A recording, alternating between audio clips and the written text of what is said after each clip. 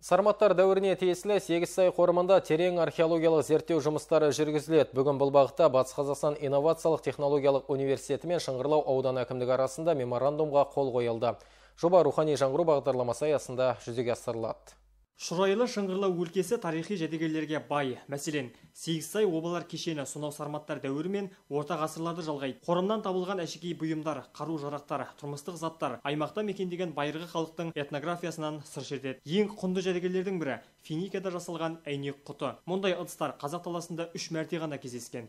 Өлкемізде сарматтардың үлкен ротайпалары болған. Оны енді бұл Лебедевка немесе Сегізсай кешені, бұл енді мына сарматология ғылымында, сарматология жағы саласында өзінің бір ерекше орнын алып тұр.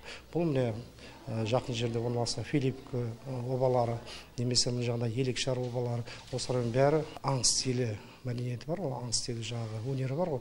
Соның несінде, соның деңгейінде өте бір жоғарғы орында алып тұр. Сегізсай кешені әлі де терең зерттеуді қажет етеді. Батыс Қазақстан инновациялық технологиялар университетінің ғалымдары археологиялық қазба жұмыстарын жалғастырмақ. Экспедицияға тарих мамандығының студенттері де тартылады. Яғни қолға алынған жоба өлкетану саласын өркендетіп қана қоймай, жас ғалымдардың тәжірибесін жетілдіруге жаңа жол ашады.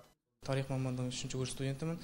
Жалпы біздерге жайық осы машық кезінде біз жайық қалашығы туралы практикадан өткен болғанбыз. Алдағы уақытта осы Шыңғырлау ауданының қазба жұмыстарымен көп айналысып, осы зерттейтін боламыз. Дөңгелек үстелде іргелі оқу орны мен Шыңғырлау ауданы әкімдігі арасында әріптестік жөнінде келісімге қол қойылды. Обалар кешенінде археологиялық қазба жұмыстары ай соңында басталады.